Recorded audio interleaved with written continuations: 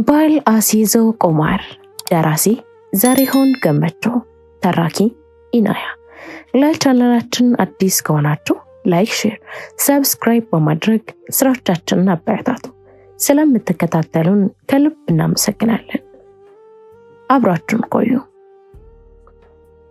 ክፍል 8። በማግስቱ ነው። እሷ ገንዳ ውስጥ ገብታ ትዋኛለች። እሱ እየሰረቀ ይመለከታታል። ለምን ገብተህ አብረሃት አትዋኝም? አብረሃት ማለት ስኳር ሲሰርቅ እንደተያዘ ሕፃን በእርግጎ ጠየቃት። እንዴ በአይንህ እኮ አጥቃት፣ ስርዓት ያዥ እንጂ የራስሽ ጓደኛ መስለኝ። እሱማ እዚህ ከመምጣታችን በፊት ነው። አሁንማ ቀማኝ። ለማንኛውም ይመቻችሁ አለችውና ከተቀመጠችበት ተነሳች። ጉንጩን ሳመችውና መራመድ ጀመረች። ደንግጦ እንዴ ወዴት ነው? እግሬ ላፍታታ።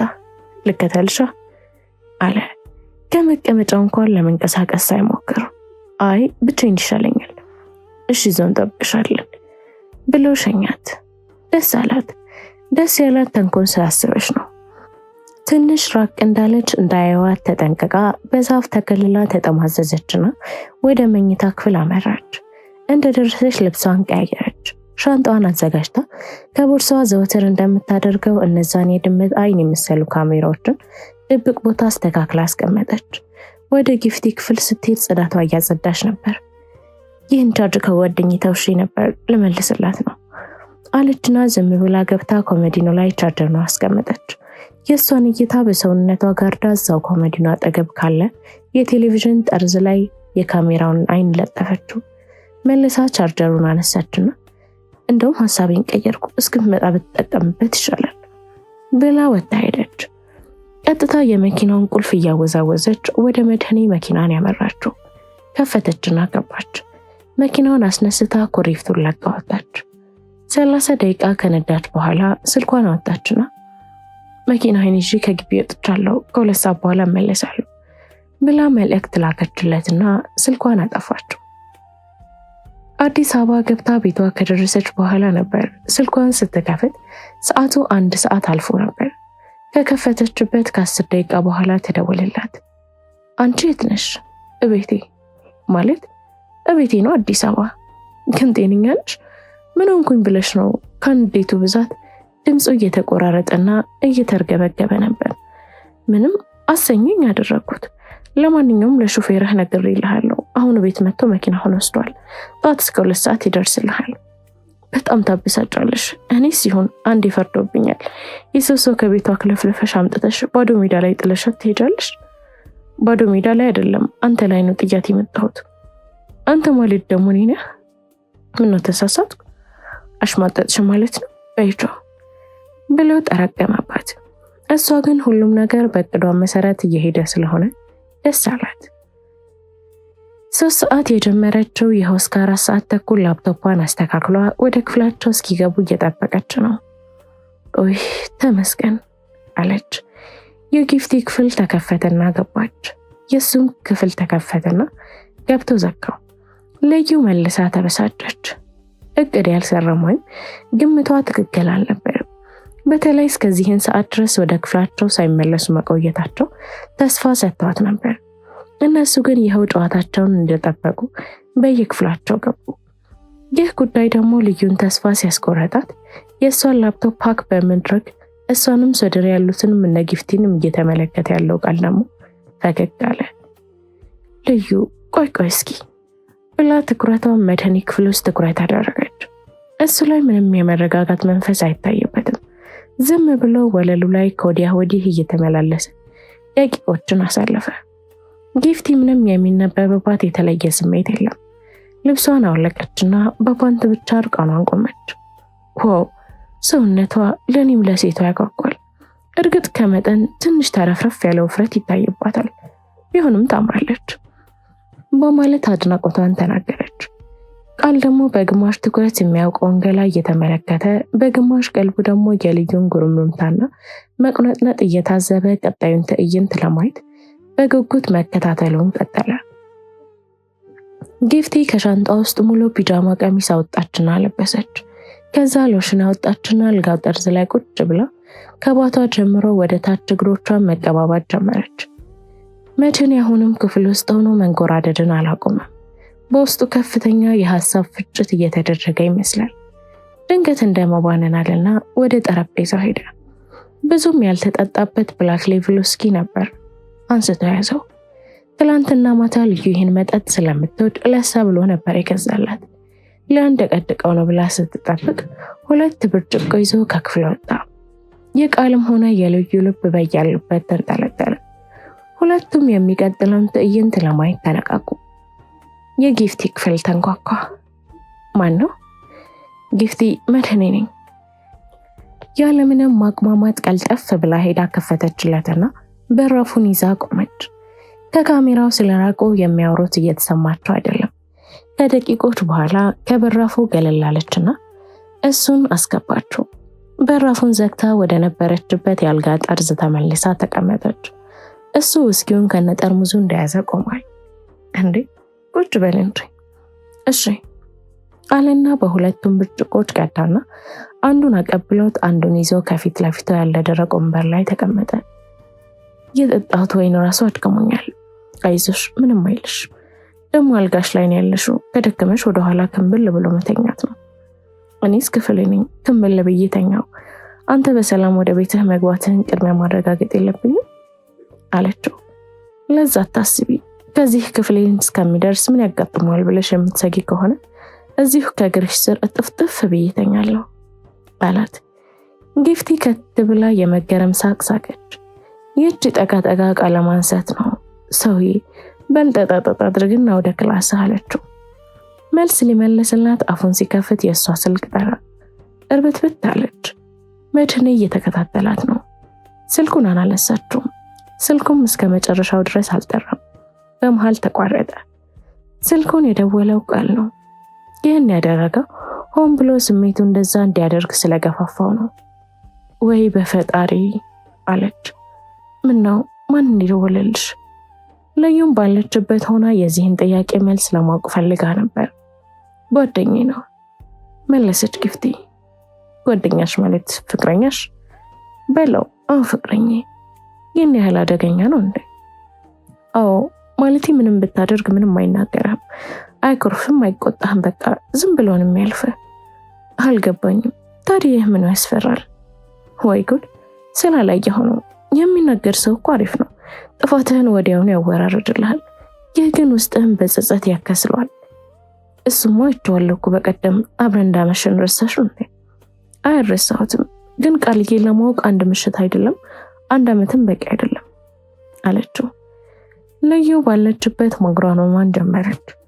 በዚህ ንግግርሽ አልስማማም። እኔ ለምሳሌ ቃልዬን ነፍሱ ድረስ ዘልቅ ያወቅኩት 1 ሰዓት በማይበልጥ ጊዜ ውስጥ ነው። በዛን ቀን እዛ ታክሲ ውስጥ ሞባይሉን ሰርቄ ከተያዝኩበት ጊዜ አንስቶ ሆስፒታል ወስዶ እስኪያስከመኝ ባለው ጊዜ አብዛኛውን የቃልዬን ሰብዕና የተረዳሁበት አጭር ግን ዘላለማዊ ያህል ዋጋ ያላቸው መጠነ ጊዜ ናቸው። ከዛ ወዲህ ያሉትን ቀናትና ወራት በሙሉ እነዛን ሰብዕናዎችን የሚያወፍሩና የሚያዳብሩ ብቻ ናቸው እና ቃልዬን ለመረዳት ዓመት እንደማይፈጅ እኔ ምስክር ነኝ። ይህን አንድ ቀን ለራስሽ ነግርሻለሁ ስትል ቃል ሰማትና ተደነቀ። ሁለቱ ሴቶች እሱን የሚረዱበት መንገድ እንዲህ መለያየቱ ፈገግ የሚያስብል ነው። የትኛዋ ነች ግን ትክክል ሲል ራሱን ጠየቀ። መልሱ ቀላል ስላልሆነ ጥያቄውን ብቻ በልብ ሰሌዳ ላይ መዝግቦ ወደ ሁለቱ የምሽት ጨዋታን ወደ ማመድ ተመለሰ። አሁን ስልኩን ለምንድን ያላነሳሽለት? አንስቼ ምን እለዋለሁ? መኝታ ቤቴ ገብቼ ተኝቻለሁ ብዬ ዋሸዋለሁ ወይስ ክፍሌ ውስጥ የጓደኛዬ ባል አስገብቼ አብሬ ውስኪ እየጠጣሁ ነው ብዬ እውነቱን ነግረዋለሁ? እሱን አላውቅም። ደግነቱ እሱም እኮ ከልቤ ደውሎ አይመስለኝም። ስልኩ ጠርቶ ሳይጨርስ ነው ያቋረጠው።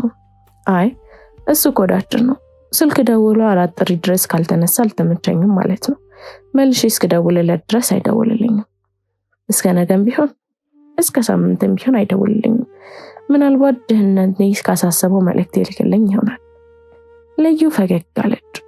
ፈገግ ያስባላት አሁን ከተናገረችው ጋር የመድህኔ የስልክ አጠቃቀም ልዩነት ትዝ ብሏት ነው የፈገገችው። መድህኔ አንድ የመደወል ከጀመረ እስከምታነሳለት ወይም ስልኩ ሙሉ ለሙሉ ዘግታ እስከምትገላግለው አያቆምም። በአንድ ቀን ውስጥ 98 ሚስኮል ስልኳ ላይ የተመዘገበበት ቀን አለ። 10 እና 20 የተለመደ ነው።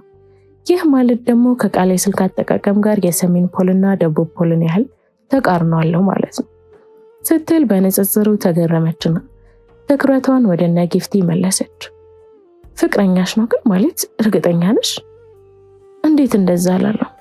በመልሷ በመገረም መሰለኝ። መድህኔ ከት ብሎ ሲያቀና እሱስ እንደዛ ይላል? ያው ለሁለተኛ ቀን ስትገናኙ ራስህ ትጠይቀዋለህ አለችው እንደማክረፍ ብላ። በቃ ከዚህ ወሬ እንውጣ አሁን ተኝ ብለው ከተቀመጠበት ተነሳና ጎንበስ ብሎ ጉንጯን ስሟት በራፉን ከፍቶ ወጣ። በዚህ አይነት ሁኔታና እንዲህ በቀላሉ ከዛ ክፍል ይወጣል ብለው ቃልም ሆነ ልዩም አላሰቡም ነበር። ጊፍቲም ራሷ የመድህኔ ስንብት ከግምቷ ውጭ የሆነባት እንደሆነ ያስታውቃል።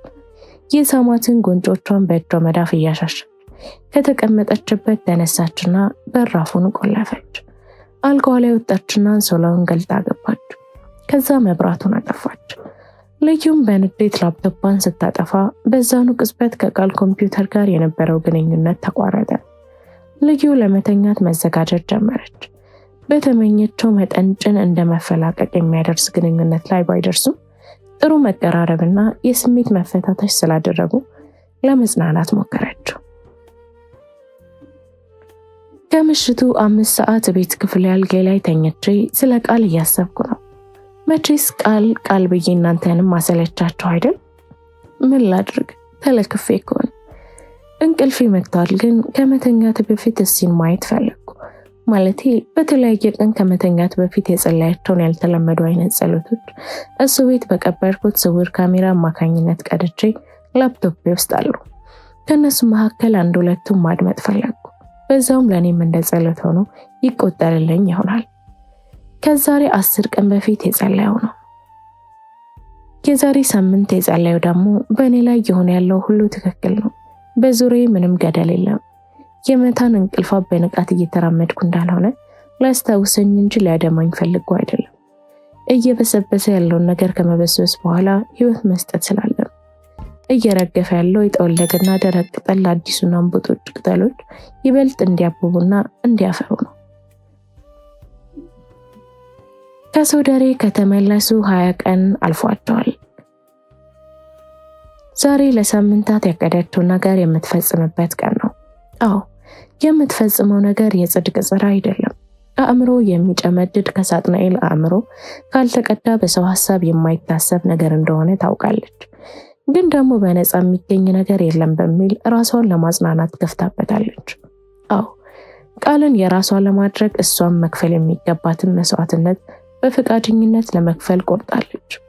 የልጅነት ጓደኛዋን የረጅም ጊዜ እጮኛዋን የሆነውን መድህኔን በፈቃደኝነት አሳልፋ ልትሰጥ ነው። አዎ ያንን ለማድረግ ደግሞ የመጨረሻውን ማስፈንጠሪያ የምትጫንበት ቀን ነው። ብቻ እንዲቀናት ነገሮች በእቅዷ መሰረት እንዲከናወኑ ለማን መጸለይ እንዳለባት አታውቅም። ፈጣሪን እርዳኝ ብዬ እንዴት ጠይቀዋለሁ? እረ ያሳፍራል አለች። ብቻ እንዲሁ እንዲቀናት ለራሷ ስኬትን ተመኘች። በዛው ቅጽበት መኝታ ቤቱ ታንኳኳ። ማን ነው? እኔ ነኝ ልዩ አለች ከሰራተኛቸው አንዷ። ምን ፈለግሽ? መድህኔ መጥቷል። መጣው ጨርሻለሁ በይው። እሺ ብላ ተመልሳ ሄደች። በጣም ተጨንቃ ዝንጥ ብላ የጠበቀችው የሚያስፈልጋትን ነገር ሁሉ በቦርሷ መጨማመሯን አረጋግጣ ክፍሏን ለቃ ወደ ታች ወደ ሳሎን ስትወርድ መድህኔና እናቷ ልክ እንደ ወትራቸው አፍላፍ ገጥመው ሲያወሩ ደረሰች። እናትየው ገና እንዳዩት ወይ ልጅ መልአክ መስልሻል አለቻት። መድህኔም ዞር ብሎ ከስር እስከ ላይ በጋምጋሚ አይኖቹ ቃኛትና ፈገግ አለ። ከተቀመጠበት ተነሳና በቃ ማሚ ሰሞኑን እመጣና በዝርዝር እናወራበታለን አላቸው። እሺ እኔ ልጅ ነገ ተነገ ወዲያ ቢሆን ደስ ይለኛል፣ ጊዜ የለንም አሉት። ምንም እንዳልገባ ሆና ለምን ነው ጊዜ የሌላችሁ ብላ ጠየቀችው። ስለ ሰርጋቸው እንደሚያወሩ ግልጽ ሆኖላታል። በዚህ ወቅት በሷም ሆነ በሱ ቤት ከነሱ ሰርግ ውጪ ሌላ አንገብጋቢ አጀንዳ እንደሌለ ታውቃለች። አይ ያዋቂ ወሬ ነው አላትና አቅፋት ይዟት ወጣ። ከሸኛቸው በኋላ የተከተሏቸው እናቷ ካደራችሁ ደውሉ አሏቸው። እንደውልም ካሁን አዋቂው እናድራለን መለሰችላቸው። በሱ መኪና ውስጥ ገብተው ገና ከግቢ እንደወጡ በል ጊፍቲ ስቴዲየም እየጠበቀች ነው አለችው። እነሱም አብረውን ያመሻሉ እንዴ? እኔና አንቺ ብቻ ምን ሆን መስሎን አላት ቅር ባለው ፊት። አሁንም እንደዛ ነበር እቅዴ። አሁን ከ20 ደቂቃ በፊት ደውላ ደብሯት ስቴዲየም ብቻ እንዳለች ነገረችኝ። እንዴ ፍሬንዷ ጋር ደውላ? ሙግቱን ቀጠለ። ፍሬንዷ ማን? እያሾፍሽ ነው? ቃል ነው። ፍሬንዷ ስትል እኮ ዝም ብሎ ጓደኛ የምትል መስሎኝ ነበር። ቃልማ ለስራ ክፍለ ሀገር ወጥቷል። ለዛ እኮ ነው እምቢ ማለት የከበደኝ። አንተ በስራ ቢዚ ሆነሽ ችለህ በምትለኝ ጊዜ የምታዳብረኝ ሰው አይደለች? አሁን ወለቴን ለመለስ ነው አለችው። አቤት አቤት፣ አሁን ይመስና አንቺ ልታገኝ ፈልገሽ ቢዚ ሆንኩት። ደግሞ የድሮ ጓደኛሽን እርግፍ አድርገሽ ግንኙነትሽን ጠቅላላ ከነዚህ ባልና ሚስት ጋር አድርገሻል። ምንድነው አልገባኝም አላት በመርማሪ አይኖቹ። ምነው አልተመቸም እንዴ? እንደዛ ከሆነ ምን ካልተመቹ ቀስ በቀስ አቆማለሁ። አዎ አልተመቸኝም ቢል እንደማታቆም በውስጧ ታውቃለች። ግን ደግሞ ማስመሰል አለባት። አቁሚ ቢላት እንደው መለህ ይዟት ጨርቋን ጠቅልላ እነሱ ጋር የምትገባ ሁሉ ይመስላታል። እሱም አመሏን በጥልቀት ስለሚያውቅ እንደዛ አይነት ቅብጥብጥ አይቀብጥም። እረ እንደውም ከነሱ ጋር መዋል ከጀመርሽ በኋላ አሪፍ ሆነሻል። አሪፍ ስትል ተበሳጨች። በቃ ደስተኛ ሆነሻል። በረባ ባረባው መነጫነጭ ትተሻል። ባልልም በጣም ቀንሰሻል። ለምትጠይቂው ጥያቄ ቀና መልሶች መመለስ እየተማርሽ ነው። እረ ከሁሉም በፊት እንድንጋባ ፈቃደኛ ሆንሽው ከነሱ ጋር ጓደኛ ከሆንሽ በኋላ እኮ ብሏት የቅርብ ጊዜ ለውጦቿን ዘረዘረላት። ምንም የተሳሳተው ነገር የለም።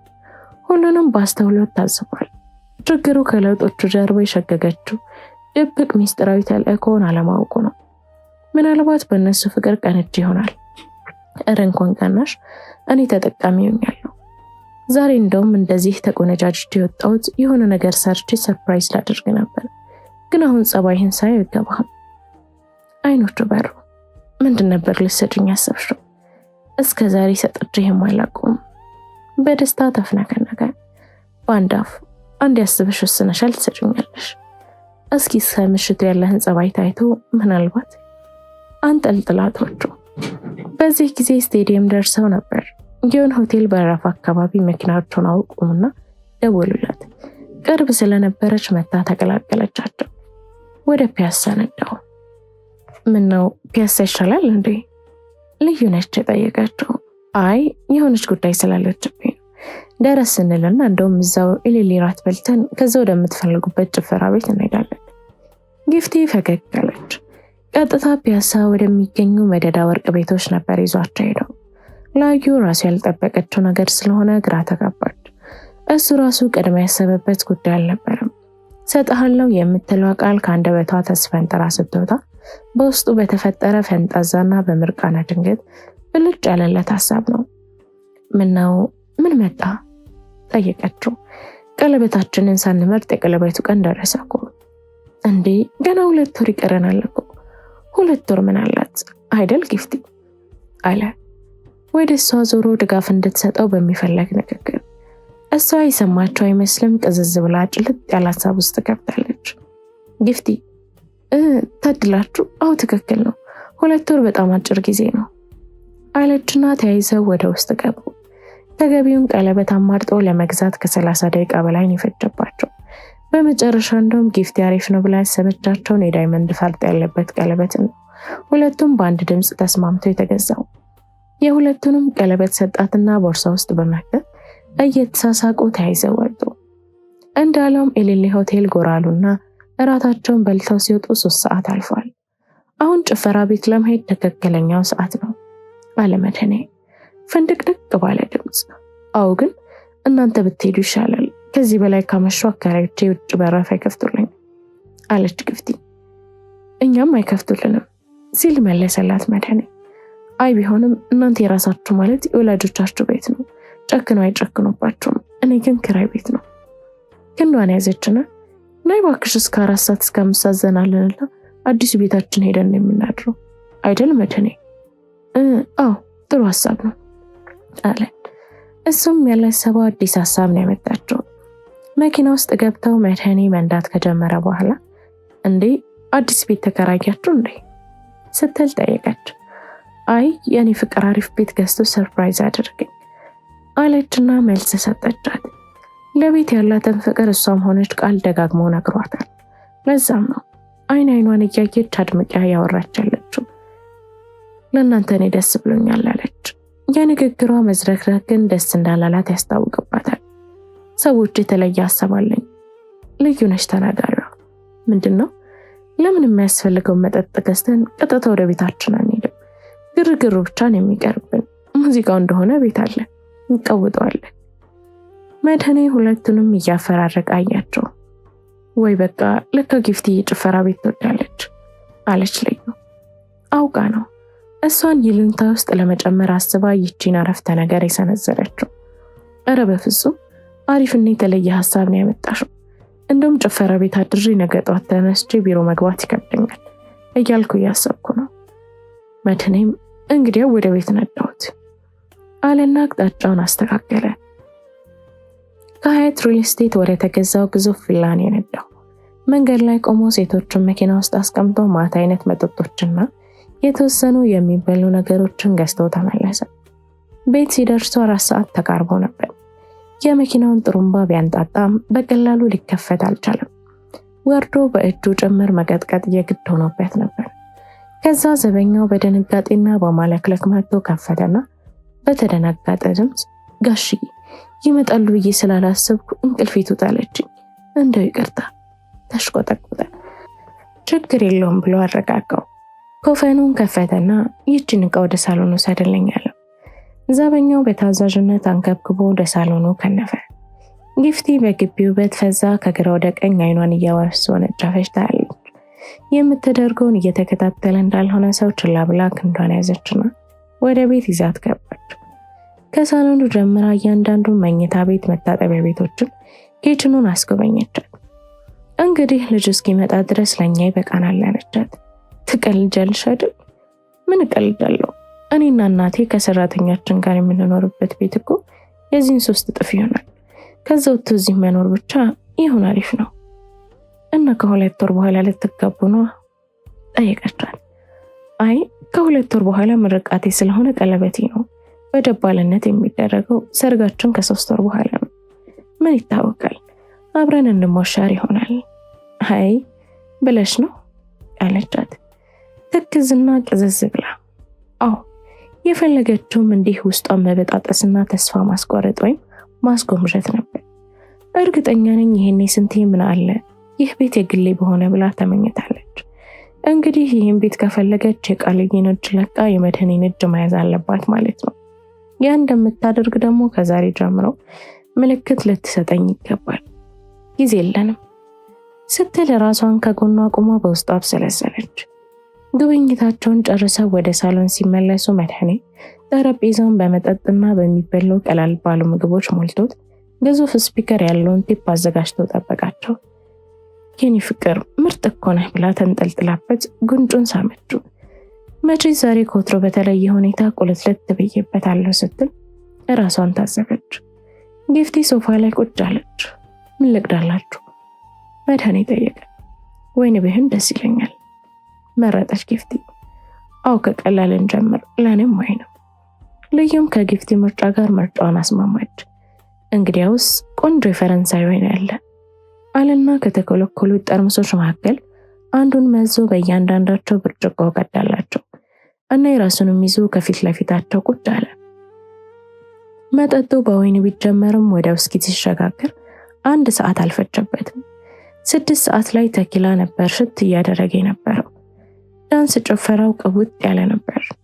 ልዩም ዛሬ እንደው የነሱን ያህል ችሎታው እንደሌላት ብታውቅም ቆብ ሳይሰጣት ከነሱ እኩል ስትቀውጠው መሸች። ልዩነቱ መጠጡ ላይ የጠጣች በማስመሰል ስትደፋው፣ አንዳንዴ ወደ እነሱ ስትገለብጥ፣ በተቻለኝ መጠን የሰከረች በመምሰል ግን ሳትሰክር ራሷን ለማቆየት የተቻላትን ጣረች። እናም ተሳክቶላት 7 ሰዓት ሲሆን ሁለቱም በዳንስ ብዛት ውልቅልቅ ብለው በላብ ወስተው ከላይ ለበሱትን እያወለቁ ጥለው እነሱ በነጭ ፓካውት እሷ ደግሞ በጥቁር ጡት ማስያዣ ነበሩ። ልዩም ያው እነሱን ለማበረታታት በጡት ማስያዣ ብቻ ቀርጣለች። በዳንሱ ሞቅታ መካከል ሁለቱም እቅፋቸውና አንድ ላይ አጣብቃ ወደ ራሷ ትጨምቃቸዋለች። እንደዛ ሲሆን እርስ በእርስ እንዲፋተጉ እያደረገች ቅርበታቸውን እያጠናከረች ነው። አንዳንዴ ሞቅ ብሏቸው የጋለ እርስ በርስ ዳንስ ሲደንሱ ሽንት መጣ ብላ ጥላቸው ቴንና ጭልጥ ብላ ትቆያለች። 8 ሰዓት አዘጋጅታ የመጣችው ሐሺሽ በሁለቱም መጠጥ ውስጥ ጨመረች። ሁለቱም ድንብዝ ብለው ስለሰከሩ እንዳያዩት ለማድረግ ብዙ መጨነቅ አይጠበቅባትም። ሐሺሽ የነሰነሰችበት መጠጥ ለሁለት ዙር ከተጋቱት በኋላ ሁለቱም አቅራቸውን ሳቱ። መድህኔ አፈቅርሻለሁ የኔ ልዩ በጣም አፈቅርሻለሁ እያለ እየቦጫጭቃት እየሳማት መጮህ ጀመረ። ልዩም በሱ ሪትም በተመሳሳይ እየጮኸች እኔም በጣም አፈቅርሃለሁ፣ ካፈቀርሽኝ አሁን ስጭኝ፣ እሺ ትንሽ ታገስ እሰጥሃለሁ። ጊፍቲ ፓካውቷን አውልቃ ወረወረች። እኔም ቀልያ አሁን ቢመጣ ኖሮ ሰጠው ነበር። እናስጩ እያልሽ ነው ጠየቀቻት። አውስጩ መስጠት እኮ ደስ ይላል በማለት ሁለቱም ከያሉበት ጎትታ እርስ በርስ አስተቃቀፈቻቸው። መድህኔ ከንፈሯ ላይ ትጣብቃል ተቃወመችው። እንደምንም ራሷን ከከንፈሯ አላቀቀችና ተቃጠልኩልሽ አለኝና ቀኝ እጁን በሱሪ ውስጥ ሰርስሮ በማስገባት ቀኝ መቀመጫን በመዳፉ ጨብጦ ጨመቃት። ከሰውነቷ ገሃነማዊ ሙቀት ተራወጠ። ልዩ ተልእኮሽ እንዳትረሺ ዛሬ ለዚህ አልመጣሽም አለችና ራሷን ለመቆጣጠር ሞከረች። ጊፍቲ ፊት ለፊቷ ወዳለው ሶፋ እየተንገዳገረች ሄደችና ከታች የለበሰችው ቀሚስ ተሰብስቦ ለአይን እስከሚጋለጥ ድረስ ተጠባቃቅታ ተቀመጠች። ልዩ ስትል ከጣሪያ በላይ የሚባል የድምጽ ተጣራች። ወይ ጊፍቲ ባልሽን ከዚህ ይዘሽልኝ ወደ መኝታ ክፍልሽ ግቢ፣ ፊት ስትላላሱ በጣም ነው ይናፈቀኛለች። መድህኔም ከሷ ተቀብሎ እኔም አምሮኛል ንግባ እያለ ወደ መኝታ ቤታቸው ጎተታት። ከወዲያ ወዲህ ሲንገራገድ እንደምንም እየደገፈችና እያስተካከለች ወደ መኝታ ቤት አደረሰችው። አልጋው ላይ ተዘረረ። በመንቃትና በመተኛት መካከል ነው ያለው። ልዩዬ ነይ አስጪኝ እሰጥሃለሁ አላልሽኝም? ክፍል 9 ይቀጥላል። ላይክ፣ ሼር፣ ሰብስክራይብ በማድረግ ቤተሰብ ይሁኑ።